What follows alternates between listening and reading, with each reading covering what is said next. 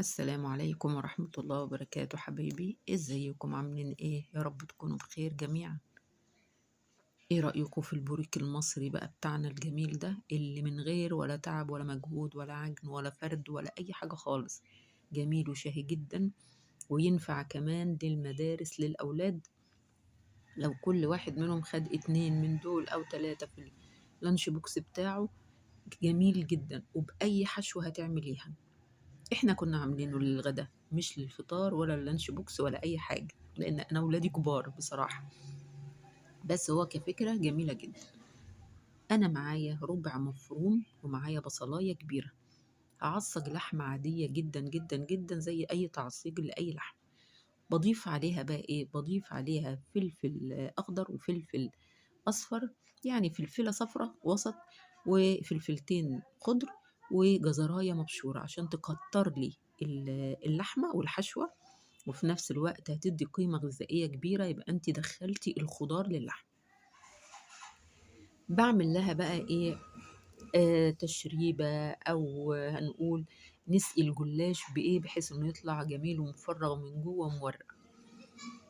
بيضتين معايا او بيضة كبيرة، لو البيض صغير يبقى بيضتين. بربهم بملح وفلفل عادي جدا، وبنزل عليهم بحوالي يعني زي ربع كوباية سمنة، او حطي مثلا 3 معالق سمنة ومعلقتين زيت لو حبيتي الزيت عليها عشان يدي حمار جميل، مع انها هي طالعة حمرا وجميلة جدا. ونزلت عليهم بكوبايتين لبن ومعلقة صغيرة بيكنج باودر. يبقى البيضتين وملح وفلفل، ربع كوباية سمنة وكوبايتين لبن. تشريبة جميلة جدا للجلاش بتاعنا، سهل وسريع وبيخلص في ربع ساعة. يعني الواحد بيعمله كده وهو قاعد كده على جنب، بيخلص أوام وشهي جدا جدا جدا. ممكن تحشيها بقى مش لحمة مفرومة، ممكن تحشيها جبن، ممكن تحشي جبنة وبطاطس، ممكن تحشيه كمان لو عندك حتة فرخة فايضة قطعيها كده وحطي عليها بصلاية مبشورة وحطي عليها فلفل ألوان وتبليها مع بعضها كده، هتبقى جميلة جدا. بأي حشوة هتبقى جميلة والله. ممكن بطاطس ومخلل لوحده، يعني مش هتقولك لأ في أي حاجة. أنا معايا بقى نص كيلو جلاش. جبت بقى إيه؟ ورقتين جلاش، حطيت كل ورقة وبحط من التشريبة دي بفرد عليها كده خفيف بالفرشة. أنا عملتها أول واحدة بورقتين، حسيت إنها خفيفة وممكن تتقطع مني، فعملت بعد كده 3 ورقات على بعض عشان أكون صادقة معاكم. بحط 3 ورقات الجلاش بين الورقة والورقة، بمسح كده بالفرشة زي ما انتوا شايفين كده بالظبط، وابتدي احط الحشوة بتاعتي. بفردها سواء بطول او بعرض، يعني هي بتبقى بعرض الجلاشية بتاعتي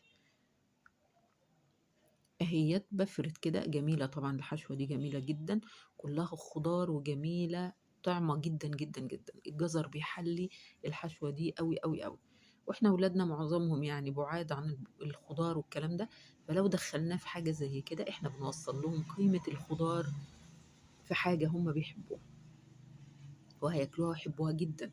عجبت الكبار وعجبت الصغيرين والله. بس ببتدي اعمل واحدة معاكم كمان اهيت، بفردها برضو، بحط عليها التشريبة اللي أنا عملتها للجلاش عشان يطلع مورق وحلو.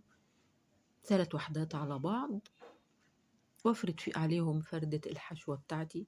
حتى لو والله أنا عملتها في يوم لفطار، يعني مش لغدا ولا حاجة. عملتها بجبنة براميلي ومتقطع عليها فلفل ألوان وفلفل أخضر، كانت جميلة جدا. ما قالتش لا، جبنة قريش تنفع، هتبقى حلوة جدا جدا جدا، فيها قيمة غذائية كبيرة. وتنفع بقى انك الواحد يبقى قدامه كده حاجة لانش بوكس الصبح كده جاهز، بدل ما يقف يعمل سندوتشات. حاجة زي كده برضو، تحط واحدة 2 3 كده في اللانش بوكس، تشبع الطفل وتخليه ياكل ويشبع، وتبقى حاجة نظيفة ومضمونة ومعمولة في قلب البيت.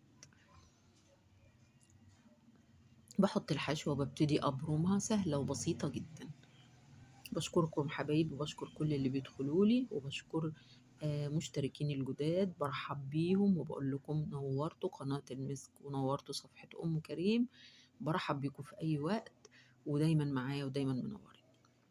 خلاص خلصت صينيتي اهيت، ببتدي اقطعها بقى صوابع الحجم اللي انت عايزاه، وبقيه التشريبه اللي معايا بسقي بيها الجلاش. طبعا انا كنت ولعت الفرن من فتره، من قبل ما، يعني من بعد ما بدأت بشويه كده، بحيث انه يسخن كويس جدا.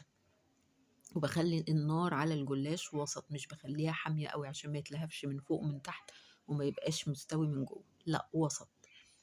بس جبت حبة سمسم بقى بعد التشريبة ديت، وبدأت أحط سمسم أبيض على الوش. اللي عايز يحط حبة بركة يحط، هتبقى جميلة برضو، مش هتقول لأ. بس بتبقى طعمة جدا، وبتبقى عاملة زي طبعا أطعم من العيش الفينو 100 مرة، بسبب البيض طبعا والسمنة واللبن، بيديها طعم خرافة. أهم حاجة بقى السوية، تراقبوها باستمرار من بره الفرن لغاية ما لو حسيتوا ان الحروف احمرت قوي، اطفوا من تحت وولعوا الشواية من فوق. بصوا جمالها بقى، الله عليها، جميلة جميلة جميلة، طعمها رائع والله العظيم، حتى لو بجبنة قريش وفلفل بس.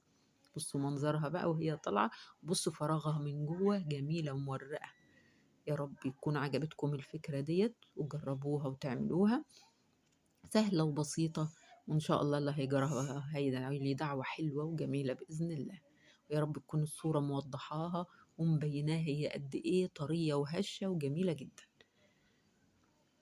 أشوفكم على خير في فيديو آخر إن شاء الله، وأقول لكم مع ألف سلامة حبايب قلبي، ودايما منوريني. أترككم في رعاية الله وفي حفظه وفي أمان، مع ألف سلامة.